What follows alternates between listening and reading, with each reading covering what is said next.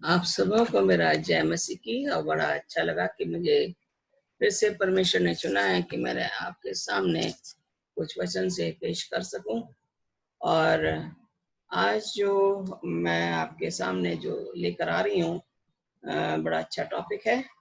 और मैं आपको ये बताना मांगती हूँ कि दो तरह के क्रिश्चियंस हैं, एक कैथलिक्स है और दूसरा ग्रुप जो है वो प्रोटेस्टेंट्स है। I want to wish all of you a very happy day and a beautiful day to worship God. I just want to tell you that today I want to speak on Word of God, and I also want to tell you that there are two kinds of Christians living in this world.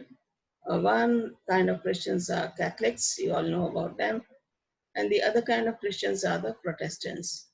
So when you look at the Protestants, they are the ones whom all the other denominations are coming.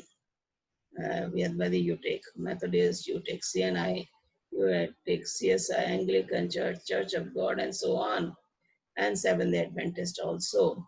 So when you look at all these organizations are part of Protestant churches, and Catholics are the only Christians. Okay. तो ये मेरा आज का मैं आपको बताना मांग रही हूँ, मसीही लोग फर्क फर्क तरीके के लोग हैं और दो तरह के क्रिश्चियंस हैं। और अगर आपको मेरा आज का मैसेज अच्छा लगे तो आप कृपया करके उसको लाइक कीजिए और कमेंट भी कीजिए और सब्सक्राइब भी कीजिए, ताकि मैं आपको अपने सेवेंथ एडवेंटिस्ट चर्च के बारे में और ज़्यादा से ज़्यादा बता सकूं। एक और चीज़ है, हम लोग जो सेवेंथ एडवेंटिस्ट हैं, हम लोग भी प्रोटेस्टेंट्स हैं।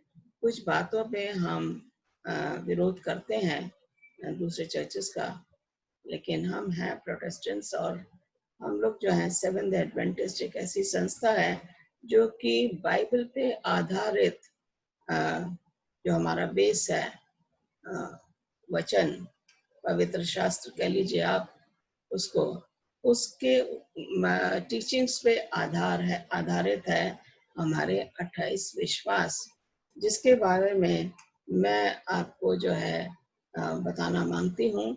और 28 विश्वास हैं जो कि बाइबल से लिए गए हैं, और उन्हीं के ऊपर हम सेवेंथ एडवेंटिस्ट लोग, उन्हीं के ऊपर हम प्रचार करते हैं, उन्हीं के ऊपर हम लोगों को सिखाते हैं। और मैं जो हूँ, ये जो 28 विश्वास हैं, ये यहाँ पे मैं अपने चैनल में डालने की कोशिश कर रही हूँ। इसलिए अगर आपको ये अच्छा लगता है तो दूसरा ये 28 है, आज का जो लेसन होगा वो लेसन 1 होगा।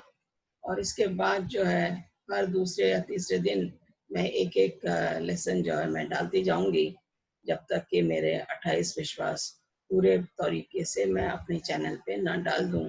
तो आप लोग जब भी अपने आप को समझना मांगते हैं तो आप इन 28 विश्वास पे जाके सुन सकते हैं, और इनके जो बाइबल जो हवाले या टेक्स्ट मैं दूंगी उनको जाके आप स्टडी कर सकते हैं।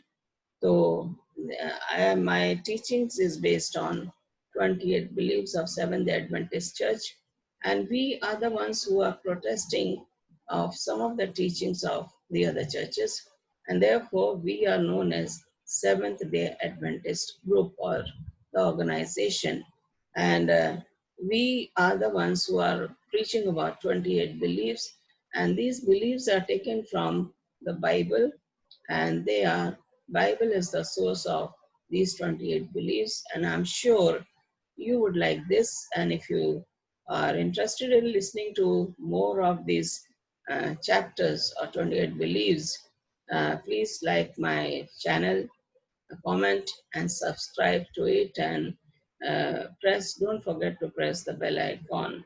So therefore today's lesson is going to be a first belief, Parmeshwar ka Vachan, the word of God. So before I go into this topic, a very sacred topic, I want to offer a short prayer. इससे पहले हम अपने topic में जाए, एक छोटी सी प्रार्थना करेंगे। आइए।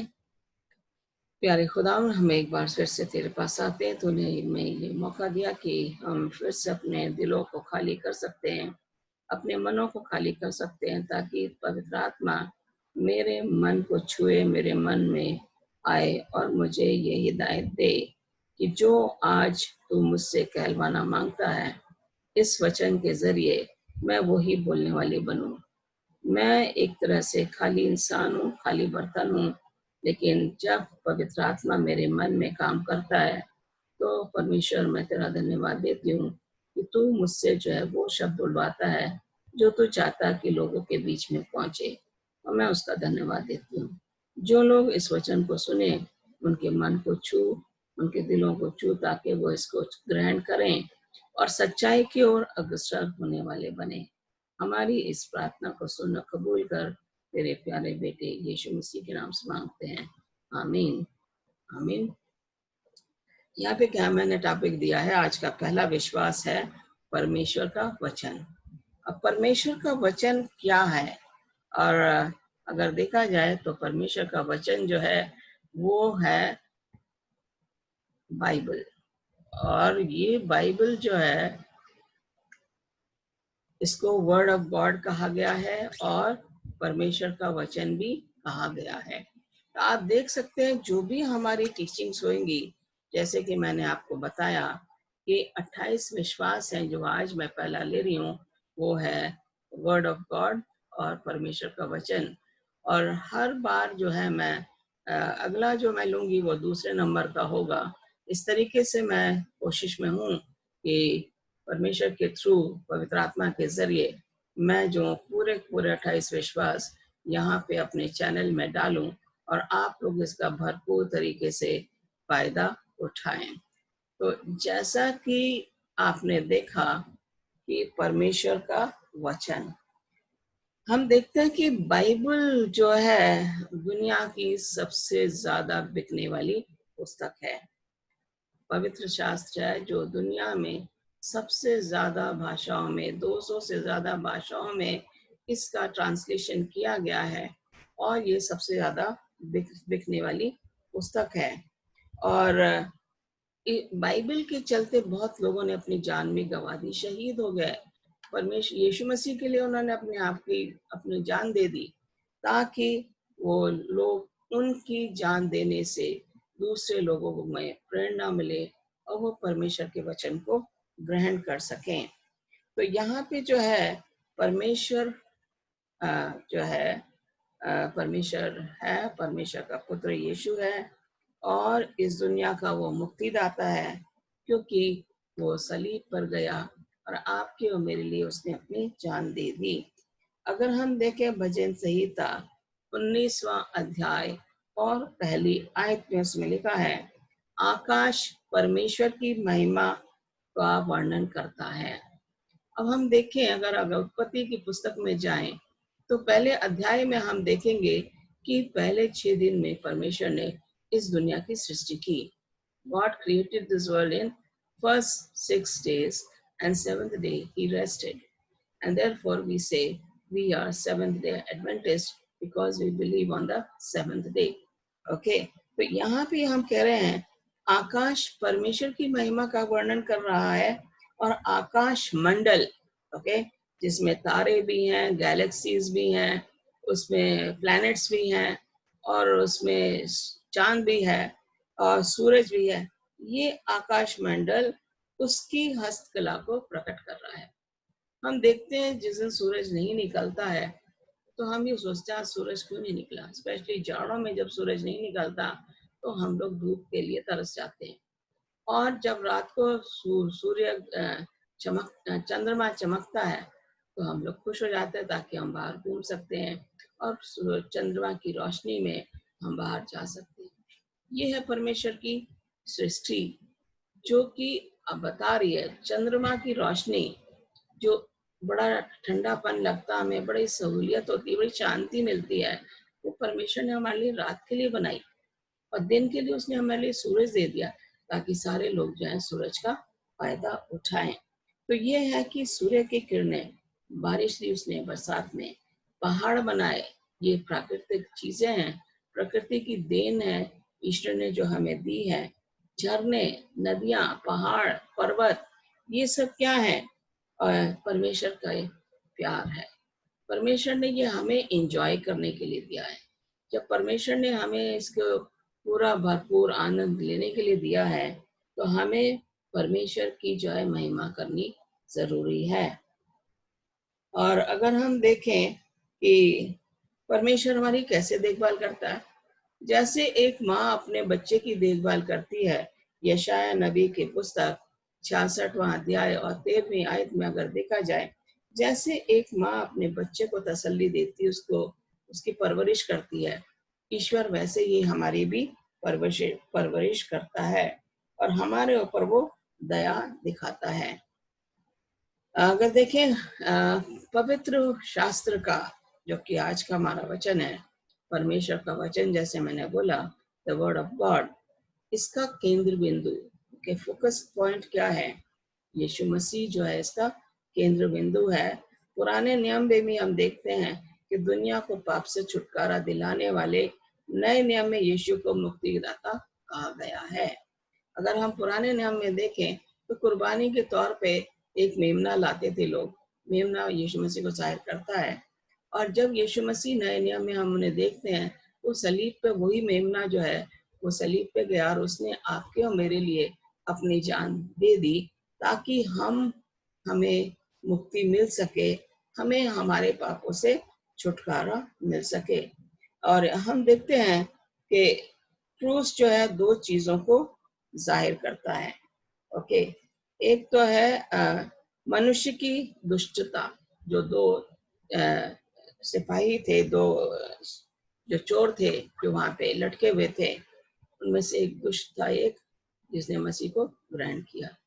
और शैतान पूरी कोशिश में लगा हुआ था कि यीशु मसीह को जो है किसी ना किसी तरीके से वो हराए। और दूसरा है, यीशु मसीह को जाहिर उसको करता है कि परमेश्वर का ना खत्म होने वाला प्यार।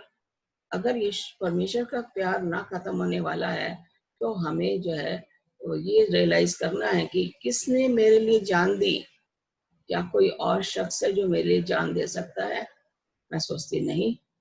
हम मेरे और आपके लिए जान देने वाला सिर्फ एक ही है, वो है यीशु मसीह। और उसने जो है वो प्यार हमें दिखाया।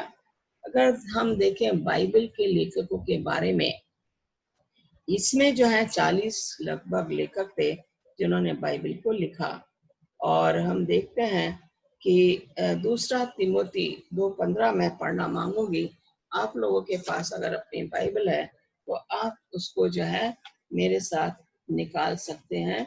दूसरा तिमोथी उसका दूसरा अध्याय और उसकी 15वीं आयत।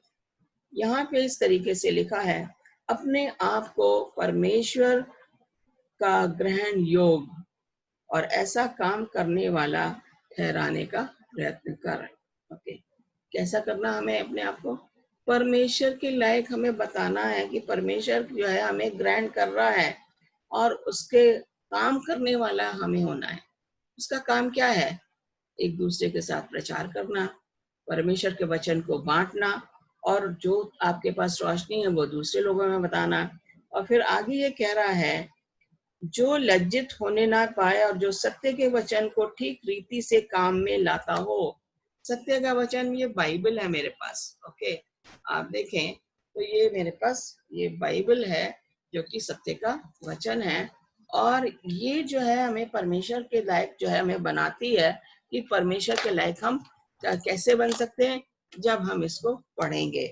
तो जब हम इसे पढ़ेंगे तो यहाँ पे जो है एक और टेक्स्ट मैं पढ़ूंगी। मैं कुछ टेक्स्ट बाइबल से पढ़ूंगी और मैं चाहती हूँ कि आप इनको बाद में भी इनकी आप घर जाके आप इसको पढ़िए और देखिए कि जो मैं टेक्स्ट आपको बता रही हूँ वो मैं सही बता रही हूँ कि नहीं।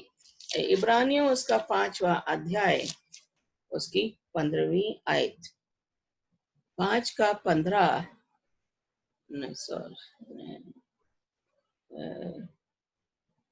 यहाँ पे लिखा हुआ है, परमेश्वर के वचन पर अन्य सियानों के 14वीं आयत, पर अन्य सियानों के लिए है, उनकी ज्ञानेंद्रियां अभ्यास करते करते भले बुरे में भेद करने में निपुण हो गई हैं। ओके, फिर ये कह रहा है कि हमें जो है सॉरी मैं 12वीं आयत में जाऊंगी। कह रहा समय के विचार से तो तुम्हें गुरु हो जाना चाहिए, समय के विचार से हमें गुरु हो जाना चाहिए था, तो भी यह आवश्यक हो गया कि कोई तुम्हें परमेश्वर के वचनों की आदि शिक्षा फिर से सिखाए। ये हमारे लिए आवश्यक हो गया कि परमेश्वर के वचन की शिक्षा हमें फिर से सिखाई जाए। और यही मेरा मकसद है कि तुम तो ऐसे हो गए कि तुम्हें अन्न के बदले अब तक दूध ही चाहिए। ओके, दूध किसको चाहिए होता है? छोटे बच्चों को। तो हम छोटे बच्चे तो है नहीं, हमें तो अन्न चाहिए। अन्न है परमेश्वर का वचन, रोटी जो है परमेश्वर के वचन को जाहिर करती है।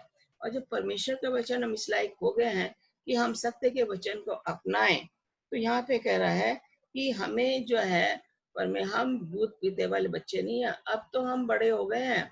परमेश्वर को चाहता है कि हम उसके लायक हो जाएं, वो हमें एक्सेप्ट करे, वो हमें ग्रहण करे। बाइबल लेखकों का कहना है कि उन्होंने उसे अपनी ओर से नहीं परंतु दिव्य सोच से दिया गया है। बाइबल लेखक जो उन्होंने जिस पवित्र वचन को लिखा है, उन्होंने कैसे लिखा? उन्होंने जो है वो दिव्य सोच, जो सूत्रधार है, वो पवित्र आत्मा के जरिए उन्हें जो है बताया गया और फिर उन्होंने उसको लिखा। पूर्व युग में परमेश्वर ने बाप दादाओं से थोड़ा थोड़ा करके भविष्यवक्ताओं के द्वारा बातें की।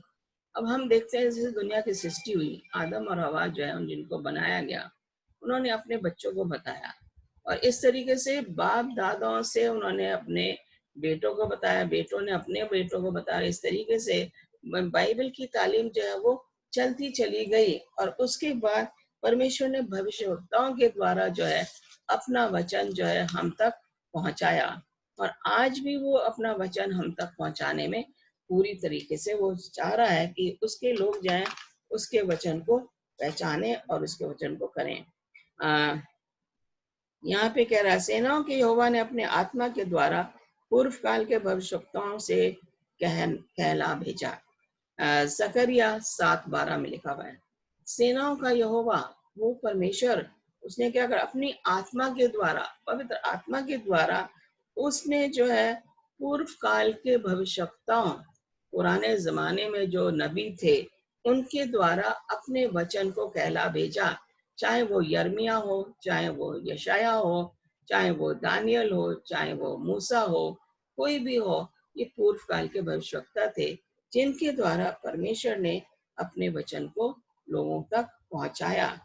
और फिर कह रहा है इज़िकियल, अगर हिजकियल उसके 2 बाब के दूसरे अध्याय में कहेंगे, परमेश्वर की आत्मा उनके अंदर समा जाती थी जब वो परमेश्वर का वचन लिखते थे। तो यहाँ पे कह रहा है परमेश्वर की आत्मा के द्वारा वो शक्ति में होते थे। ओके, मीका लिख रहा है, फिर मरकुस 12:35 कह रहा है, दाऊद पवित्र आत्मा से प्रेरित हुआ। ओके, जितने भी ये लेखक हैं पवित्र आत्मा से प्रेरित हुए। पतरस बताता है, पहला पतरस 1:10 में, कि पवित्र आत्मा ने भविष्यवक्ताओं को प्रेरित किया।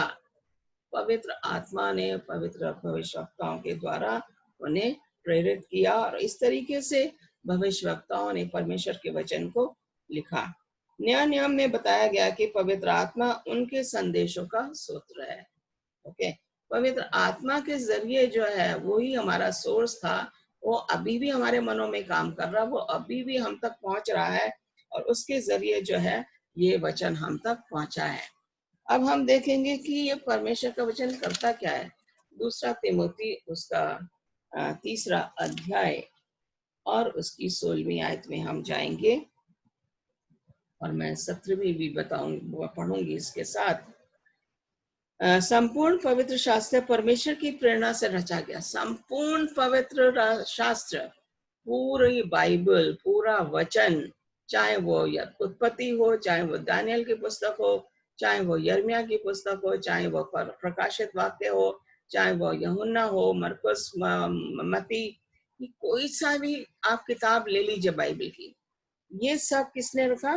परमेश्वर की प्रेरणा से रचा गया है। परमेश्वर की प्रेरणा के बगैर कुछ भी नहीं हो सकता। Nothing can be done without the inspiration of God. Okay, और उपदेश, ओके, इसमें क्या है? हमारे लिए उपदेश है, हमारे लिए टीचिंग है। ओके, हमें बताया गया कि हमें क्या करना चाहिए। और समझाने और सुधारने और धर्म की शिक्षा के लायक लाभदायक है। हमारे लिए कितना लाभदायक है धर्म की शिक्षा। आजकल हम देखते हैं ज्यादा से ज्यादा लोग मसीही, अगर अधिकांश मसीही जो हैं कहते हैं हम मसीह हैं, लेकिन उन्हें बाइबल की शिक्षा जो है उनके पास नहीं है, क्योंकि उन्होंने उसमें इंटरेस्ट नहीं लिया, उन्होंने परमेश्वर को खोजा नहीं है। जब हम परमेश्वर को खोजेंगे तो ये बाइबल जो है ये मुझे धर्म की शिक्षा देगी, ये मुझे समझाएंगे कि मेरे लिए अच्छा क्या बुरा क्या, ये मुझे सुधारेगी, सही रास्ते पे लाएगी। जब हम अपने बच्चों को, जैसे कहा गया है कि भविष्यवक्ता है, पूर्व काल के भविष्यवक्ताओं ने क्या किया, the old prophets, they were giving messages to the people. Before that, the generation, from one generation to the other generation, it was passed on by the head of the family to the other children, and this is how the message was carried forward. When the prophets came, upon God appointed prophets, they brought the message to the people, and God used them through His Holy Spirit. Now, when we look at the whole Bible has been inspired by Holy Spirit, and therefore it is with the inspiration of God that we are able to have this message with us. And when we look at it, this is for us to understand, this is for us to make ourselves right and do some right things, and to learn about the teachings of God, and then ye to train ourselves to be better fitted for God's kingdom. परमेश्वर के राज्य के लिए भी हमें तैयारी करनी है, वो यहीं से हमें तैयारी शुरू करनी है। परमेश्वर के वचन को रोज हमें सीखना है, रोज हमें दूसरे लोगों में बांटना है, दूसरे लोगों को बताना है कि ये मेरी जिंदगी का सबसे मकसद, मेरा जो है वो परमेश्वर का वचन दूसरे लोगों में कैसे फैलाया जाना चाहिए, ताकि परमेश्वर का जन सिद्ध बने। परमेश्वर का जन कौन है? आप और मैं। Who can be perfect? You and myself. How can we be perfect? When we read the inspired word of God. That is how, and then we are able to do something that is good. हर एक भले काम के लिए तत्पर हो जाएं। हम जब तक परमेश्वर के वचन को नहीं पढ़ेंगे, हम कोई भला काम नहीं कर सकते। बहुत जरूरी है कि हम भले काम करने के लिए परमेश्वर के वचन में परमेश्वर को खोजें, और तब हम परमेश्वर के लायक बन सकते हैं। दूसरा पत्रस, एक और टेक्स्ट मैं पढ़ूंगी, और इसमें लिखा हुआ है दूसरा पत्रस पहला अध्याय और उसकी 21वीं आयत। ओके, दूसरा पत्रस पहला अध्याय, यहाँ पे लिखा हुआ है कि क्योंकि कोई भी भविष्यवाणी मनुष्य की इच्छा से कभी नहीं हुई, पर भक्त जन पवित्र आत्मा के द्वारा उभारे जाकर परमेश्वर की ओर से बोलते थे। जो भी भविष्यवाणी थी, यिर्मयाह ने इतनी भविष्यवाणी राजा के सामने दी, वो परमेश्वर का वचन लेके जाता था और राजा उसको नकार देता था। तो कहता है कोई भी भविष्यवाणी मनुष्य की इच्छा से नहीं हुई। जब भी राजा ने, यिर्मयाह का अगर एग्जाम्पल देखें, जब भी यिर्मयाह राजा के सामने गया कि परमेश्वर चाहता है कि तुम ऐसा करो, राजा उसका नहीं सुनता था और उसका काम बिगड़ जाता। जब उसने बोला राजा को कि तुम अपने आप को बेबीलोन के लोगों में अपने आप को सुपुर्द कर दो तो तुम बच जाओगे, उसने उसकी नहीं सुनी और इस तरीके से उसको जो है उसकी आंखों को निकाल दिया, उसके बेटों को उसके सामने मार दिया और उसके नाक में जंजीर डाल के और चेन में बांध के उसे बेबीलोन ले गए। तो ये है कि जब हम परमेश्वर के वचन को नहीं मानते हैं तो परमेश्वर हमें सजा देता है, और जब हम परमेश्वर के वचन को मानते हैं, वो भविष्यवाणी परमेश्वर की इच्छा के बगैर हम कुछ भी नहीं कर सकते। यिर्मयाह में लिखा है कि परमेश्वर के वेदों को कौन जानता? कोई नहीं जानता। परमेश्वर ने हमारे लिए क्या वायदा किया है, क्या हमारी योजना है परमेश्वर की, हम भी नहीं जानते, लेकिन परमेश्वर जानता है कि वो मेरे लिए कौन सी योजना जो है मेरे लिए सही है। और इस तरीके से हम देखते हैं 10 आज्ञाएं परमेश्वर ने क्यों दी? वो इसलिए दी ताकि हम अपने आप को परमेश्वर के सामने सिद्ध कर सकें। Why did God give us 10 commandments? So that we uh, uh, make ourselves better, fitted for God's kingdom. We may be able to obey God's 10 commandments. अगर हम सारे 10 आज्ञाओं का पालन कर रहे हैं और एक आज्ञा का पालन नहीं कर रहे हैं, इसका मतलब ये है कि हमने सारी आज्ञाएं तोड़ दी। हमारे लिए बहुत जरूरी है कि हमें अगर 10 आज्ञाएं हमें परमेश्वर ने अपनी उंगली से लिखी है हमारे लिए, उसको हमें पालन करना चाहिए। अगर हम उसका पालन नहीं कर रहे हैं तो क्या है, हम तो कह रहे हैं हम मसीही हैं। हम किस तरीके के मसीही हैं जब परमेश्वर की आज्ञाओं का पालन नहीं कर रहे हैं? किस तरीके के मसीही हैं जब अपने आप को सिद्ध नहीं करना मांग रहे, परमेश्वर को खोजना नहीं मांग रहे, परमेश्वर के सामने हम जाना नहीं मांग रहे, परमेश्वर से हम दुआ नहीं करना मांग रहे, परमेश्वर के लिए हम सच्चाई पे नहीं जाना मांगते हैं। तो हम कैसे अपने आप को सिद्ध करेंगे कि हम मसीही लोग हैं? हमें सिद्ध करने के लिए मसीह ने हमें चुना है और कहते हैं कि ये जो है 10 आज्ञाएं जो हमें मिली हैं, ये परमेश्वर ने अपने हाथ से लिखी है। और वो हमसे इतना प्यार करता है कि ये जो राइटर्स जो थे, क्या आप सोचते हैं कि वो सिद्ध लोग थे? नहीं, वो भी पाप में रहते थे, पापी भी थे, लेकिन परमेश्वर का वचन जो है वो पवित्र आत्मा उनके जरिए जो है उनको इंस्पायर करता था, प्रेरित करता था। इस तरीके से हम देखते हैं क्या दाऊद ने गलती नहीं करी? पाओ ने बहुत गलतियां की, लेकिन परमेश्वर ने फिर भी कहा ये मेरा मन का आदमी है, he is man after my heart. Okay, that is what God told about David. And हम सोचते हैं उसे भी, वो भी पवित्र आत्मा से भर गया, उसने पछतावा भी किया, उसने माफी भी मांगी, वो गिड़गड़ाया परमेश्वर के सामने, भजन भी उसने गाए, गिड़गड़ा के गाया, दुआ भी मांगी, परमेश्वर के वचन को भी खोजा। इसलिए जब परमेश्वर ने उसे बोला ये मेरा आदमी है, मेरे मन का आदमी है, he is a man after my heart. देखें बालम जो था, बलाम जिसे आप कहते हो, तो उसको बालक ने बुलाया कि तू इजराइलियों को कर्ज कर। वो जा रहा था, उसे पैसे का लालच भी था, लेकिन क्या हुआ, परमेश्वर ने उसके मन में जो डाला, बजाय लोगों को, इजराइलियों को श्राप देने की बजाय उसने उनको आशीषें देनी शुरू कर दी।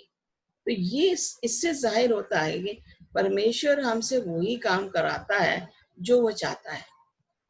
आप योना को ले लीजिए, वो ये परमेश्वर ने बोला तू निनेवे जा, वो निनेवे नहीं गया, वो कहाँ चला गया, वो तारशीश चला गया।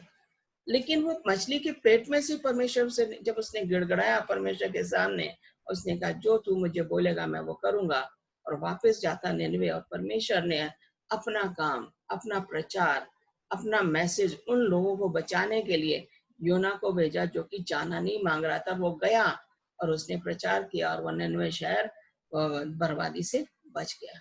परमेश्वर जिस आदमी को चुन लेता है या जिस लेडी को चुन लेता है, उससे वही काम करवाता है जो वो चाहता है। और वो काम जो है वो उसके परमेश्वर के बंदे या बंदियां वो काम कर रही हैं और करती जा रही हैं, और परमेश्वर का वचन जो है वो लोगों में बांटते जा रहे हैं। यही हमारा काम है। मत्ती 28, 19, 20 में यही लिखा है, जाओ और प्रचार करो, लोगों को सिखाओ और उन्हें बपतिस्मा दो, पिता, पुत्र और पवित्र आत्मा के नाम से। आप अगर मसीही हैं तो आप यही चाहेंगे कि कैसे हम मसीह के सामने जो है चाहें। ओके, आप देखते हैं सैमुएल से कैसे वार्तालाप हुई परमेश्वर की। रात को बुलाया उसे, सैमुएल सैमुएल, और उसने जवाब दिया। हम देखते हैं पौल को उसने कहाँ बुलाया, उसने जब दमिश्क पे जा रहा था, उसने जो है एक रोशनी उसकी आंखों पे आई और वो एकदम से चौंधिया जाता है और वो एकदम से घोड़े पे से गिर जाता है। वो चाह रहा था लोगों को सताने, परमेश्वर ने लोगों को बचाना था और उसने पौलुस को चुना। परमेश्वर जिसको चुन लेता है अपने काम के लिए, वो फिर परमेश्वर के रास्ते से नहीं भटकता और पवित्र आत्मा उसके मन में काम करना शुरू कर देते हैं। वही पौलुस जो कि पहले सौल था, जो कि दमिश्क को जा रहा था, वही पौलुस ने कोड़े खाए और उसे मारा गया, लेकिन उसने परमेश्वर को नहीं चुना। उसने परमेश्वर को चुना। उसने कहा मैंने जो है अपनी रेस जीत ली। मैं जिंदा नहीं हूं, लेकिन परमेश्वर मेरे में जिंदा रहता है। यहाँ पे हम देख रहे हैं कि परमेश्वर का वचन कितना ज्यादा एक्यूरेट है। Just as Jesus became flesh and dwelt among us, so in order for us to understand, Bible was given in the human language. Okay. यीशु मसीह आया और मनुष्य जैसे हमारे बीच में रहा। इसी तरीके से परमेश्वर का वचन एक आदमी की भाषा में हमें मिला है। एनिमल लोग नहीं इसको सुन सकते, इसको समझ नहीं सकते। आप उनके सामने बाइबल बताएंगे, वो नहीं समझेंगे। लेकिन हमें सोचने की शक्ति दी है परमेश्वर ने, समझने की शक्ति दी है। ये वचन हमारी लैंग्वेज में आप देखते हैं कि हर एक इंसान जो जिस भाषा को बोलता है, उसी भाषा में बाइबल तैयार की गई है, और वो उसी भाषा को पढ़ के, बाइबल को पढ़ के अपना फायदा उठाता है। तो हम यहाँ देख रहे हैं कि इसकी जो है यहाँ की जो राइटर्स हैं वो बताते हैं कि जो परमेश्वर का वचन है वो कैसे आया।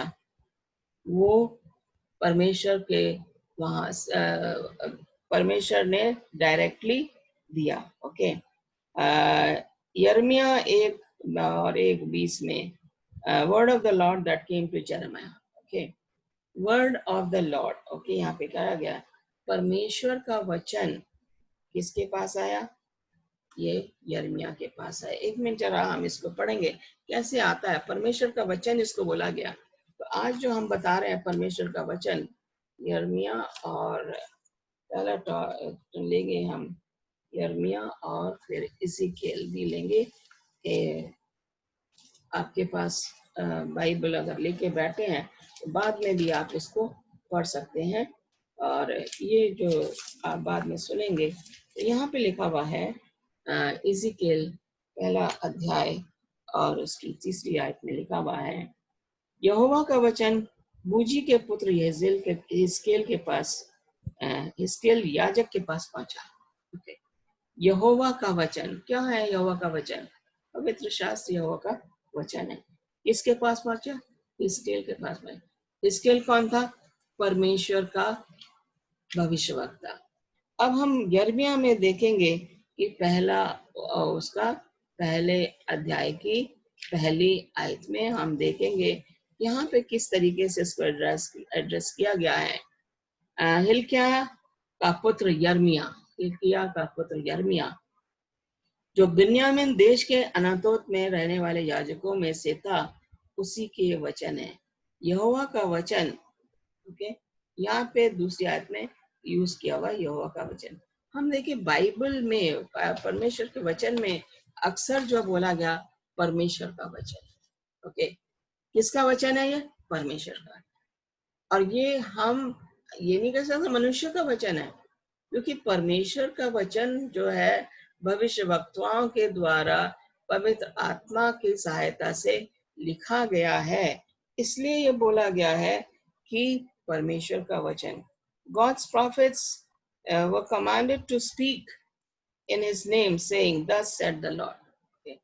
उसके भविष्यवक्ता जो है उनको बोला गया था कि ऐसे लिख, परमेश्वर यहोवा यूं कहता है, सेनाओं का यहोवा यूं कहता है, परमेश्वर यूं कहता है, प्रभु यूं कहता है। ये परमेश्वर के नाम है, परम नाम है, जिसके द्वारा भविष्यवक्ताओं ने लिखा है। ये परमेश्वर का वचन है। परमेश्वर यूं कहता है, सेनाओं का यहोवा यूं कहता है।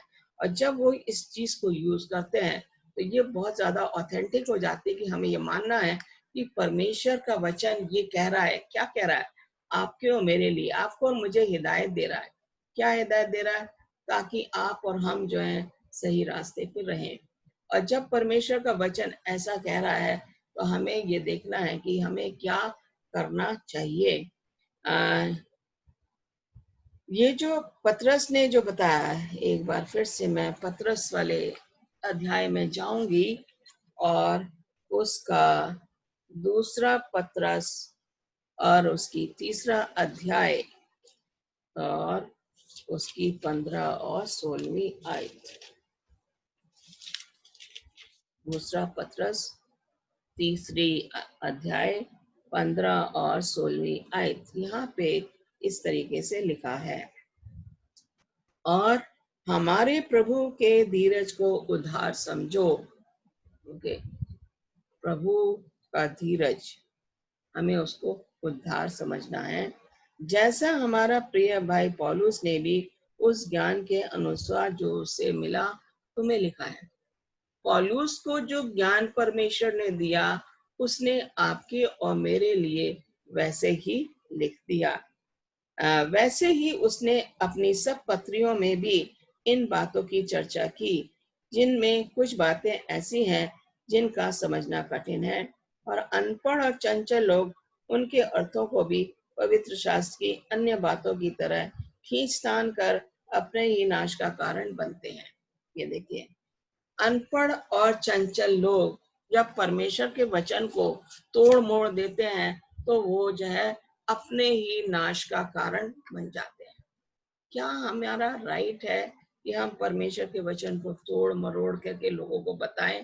बिल्कुल नहीं।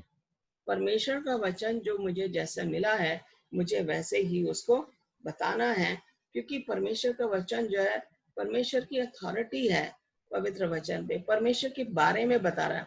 हम परमेश्वर को खोज रहे हैं। जब परमेश्वर को खोज रहे हैं तो उसके वचन को हम तोड़ मोड़ कैसे सकते हैं? We cannot twist the word of God, and if we twist the word of God, naturally we are not with the word of God. We are not with God. So therefore, it is very essential that we be with God. Okay. यहाँ पे it is written was his defense and offense. Okay.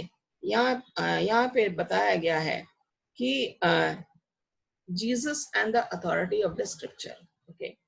अगर इसमें अगर हम देखें कि यीशु मसीह को जो है शैतान जंगल में आता है, रेगिस्तान में आता है और उनकी परीक्षा लेता है, और यीशु मसीह ने क्या लिखा?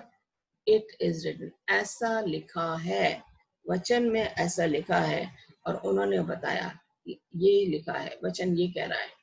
जब परमेश्वर का पुत्र शैतान के सामने खड़ा होकर बोल रहा है कि वचन में ऐसा लिखा है, आप और हमें भी ऐसा ही बोलना है।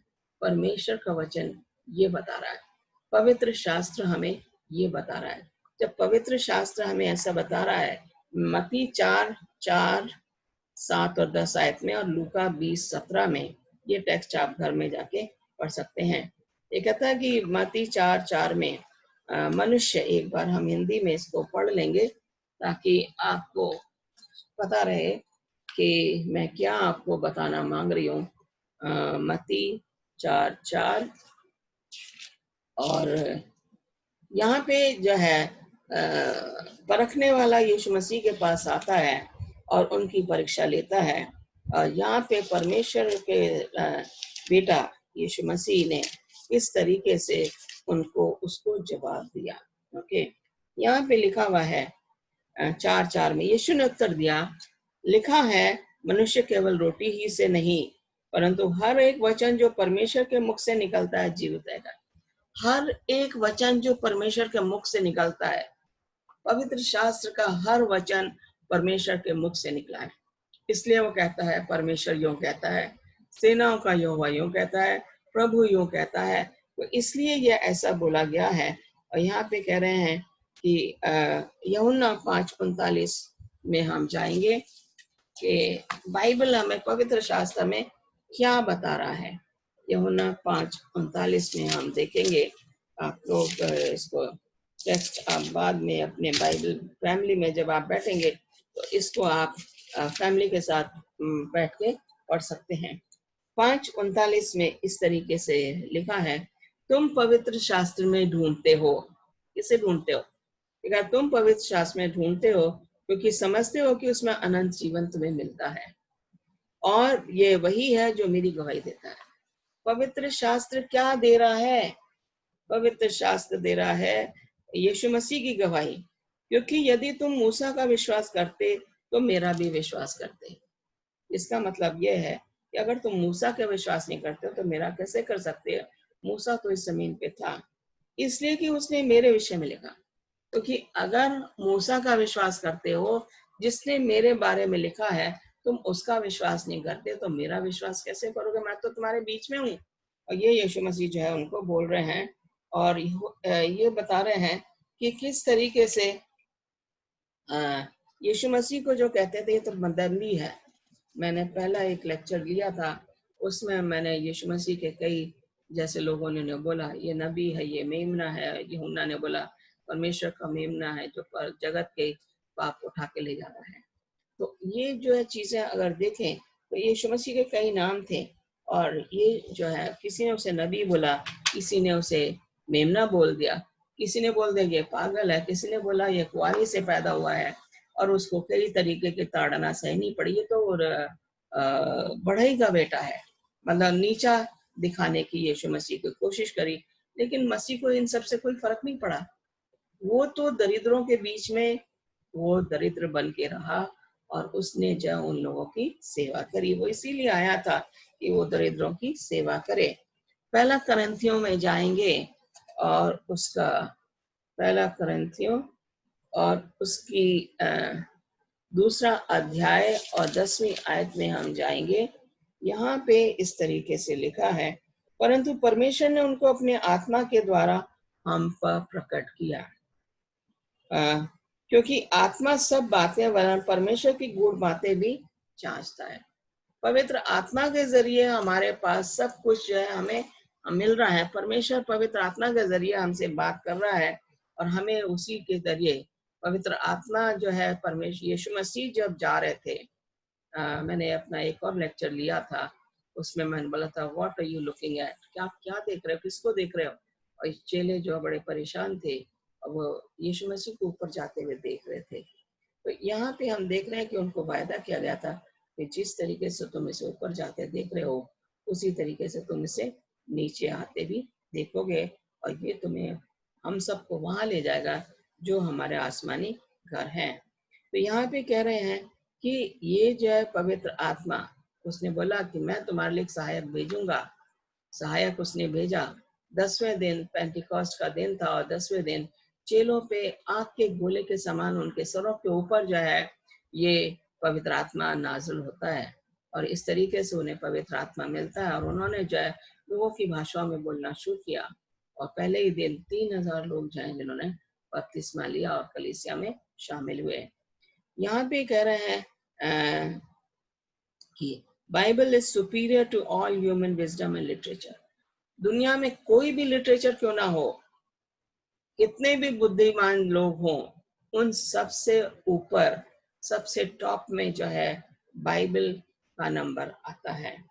It is the standard of character and test of all experience and thought. Okay, यशायाह 8:20 में जरा इसको और क्लियर कर लेंगे हम। यहाँ पे जो लिखा है यशायाह 8:20 और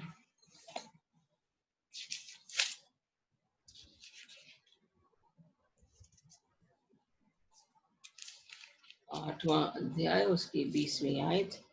यहाँ पे इस तरीके से लिखा हुआ है, व्यवस्था और चितौनी ही की चर्चा किया करो। ये हमें चेतावनी दे रही व्यवस्था, पवित्र शास्त्र हमें चेतावनी दे रहा है, इसी की हमें चर्चा करनी है। यदि वे लोग इन वचनों के अनुसार ना बोले तो निश्चय उनके लिए पौ ना फटेगी। अगर जो परमेश्वर के लोग हैं इस वचन के द्वारा, इस वचन के बारे में ना बोले तो उनके लिए पौ ना फटेगी। इसका मतलब वो बर्बाद हो जाएंगे। और यहाँ पे जो है बताया गया, superficial reading of the Bible will yield superficial understanding. अगर हम अपनी ऊपरी तौर पे बाइबल का अध्ययन कर रहे हैं तो हमें ऊपरी तौर पे ही हमें इसकी नॉलेज होगी। जैसे मैंने बोला शुरू में कि लोग मसीह अधिकांश लोग जो हैं उन्हें पवित्र वचन के बारे में मालूम नहीं है और जब कभी कभी वो ये बाइबल में ऐसा लिखा है वो सरप्राइज हो जाते हैं कि बाइबल से हम बता रहे हैं और बाइबल में ऐसा लिखा है। और जब वो पढ़ते हैं उसको, जब वो इंटरेस्ट लेते हैं तब उन्हें लगता है कि बाइबल कितनी सिद्ध पुस्तक है और कितना अच्छा बाइबल में परमेश्वर का वचन लिखा हुआ है। परमेश्वर ने आपकी और मेरे अच्छाई के लिए आप और मैं सिद्ध हो जाएं, आप और मैं इसको सीखें। और जब हम इस तरीके से, हमें सीखना चाहिए कि हम कहानी के तौर पे इसको सीखें। उत्पत्ति ले लीजिए, क्रिएशन, आप ले लीजिए, अब्राहम की स्टोरी ले लीजिए, उधर मती, मरकुस, लूका और यूहन्ना में ले लीजिए, यीशु मसीह का जन्म, यीशु मसीह का प्रचार, यीशु मसीह ने कैसे चेलों को करा। अगर कहानी के तौर पे दृष्टांत के उनके अगर हम पढ़ें तो हमारे को और ज्यादा बाइबल अच्छी लगेगी। यही हमारे लिए वो है कि हम परमेश्वर के वचन को इस तरीके से पढ़ें कि वो हमारे मनों में घर कर जाए। हाँ, यहाँ पे इनका ये क्या है, परमेश्वर का वचन जो है अगर हम उसको फॉलो करेंगे, कोई हमें परमेश्वर के वचन से या परमेश्वर से अलग नहीं कर सकता है। और ये जो है ओल्ड टेस्टमेंट जो है ना, पुराना नियम जो है वो पहले लिखा गया था, वो फाउंडेशन है यीशु मसीह के वचन की। और फिर जो है नया वचन, नया नियम जो आया है वो भी पुराना नियम के बारे में, परमेश्वर के बारे में वहां बता रहा है, कैसे परमेश्वर के भक्त जन ने परमेश्वर के लिए काम किए।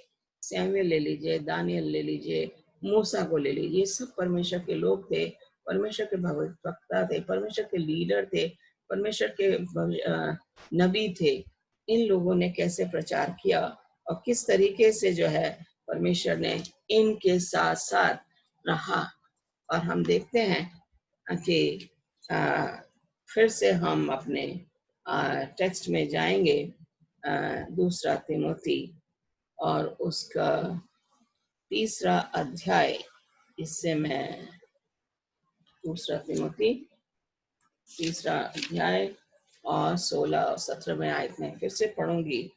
और यहाँ पे मैं इसको इस तरीके से लिखा, संपूर्ण पवित्र शास्त्र परमेश्वर की प्रेरणा से रचा गया। याद रखिए, पवित्र शास्त्र को परमेश्वर की प्रेरणा से रचा गया है और ये हमें उपदेश देता है, हमें समझाता है, हमें समझने की शक्ति देता है, सुधारने की शक्ति देता है कि हम अपने आप को सुधारें, और धर्म की शिक्षा के लिए हमें लायक बनाता है ताकि परमेश्वर का जन सिद्ध हो जाए, हम सिद्ध बने, परमेश्वर के लायक बने और हर एक भले काम के लिए हम हमेशा तत्पर रहें। वही परमेश्वर के काम के लिए तत्पर रह सकता है जो परमेश्वर के वचन को खोजता है, परमेश्वर के वचन को दूसरों में बांटता है और एक सिद्ध इंसान बनने की कोशिश करता है। हम जानते हैं हम पापी हैं, लेकिन हम सिद्ध तभी बन सकते हैं जब हम परमेश्वर के वचन को खोजें, परमेश्वर को खोजें, घुटनों पे जाएं। और परमेश्वर जो है हमारे लिए परीक्षा, पवित्र आत्मा को हमेशा हमारे लिए तत्पर रखता है ताकि पवित्र आत्मा के जरिए हम अच्छे बन सकें। आइए हम प्रार्थना करेंगे। प्यारे खुदा, हम एक बार फिर से तेरे पास आते हैं, तूने हमें ये मौका दिया कि ये वचन जो आज मैंने लोगों को बताया है, होने दे कि लोग इसको सुने और समझे कि हमारे जो 28 विश्वास हैं उनको समझने की कोशिश करें, पवित्र आत्मा से उनके दिलों को छू। और ये प्रचार जो है, जो मैंने बांटा है लोगों में, ये मैसेज जो संदेश है जो मैं लोगों तक पहुंचना मांग रही हूँ, उन्हें देख कि तेरी मर्जी पूरी हो, मेरी मर्जी नहीं। और जो कुछ भी मैं बोलूँ तेरी मर्जी के मुताबिक तेरे पवित्र आत्मा के द्वारा जो है मैं बोलती चली जाऊं, ताकि मैं बहुत सा प्रचार, बहुत सी रोशनी जो तूने मुझे दी है वो लोगों में बांटने वाली बनूं। मेरी इस छोटी सी प्रार्थना को सुन कबूल कर, तेरे प्यारे बेटे यीशु मसीह के नाम से मांगती हूँ, आमीन।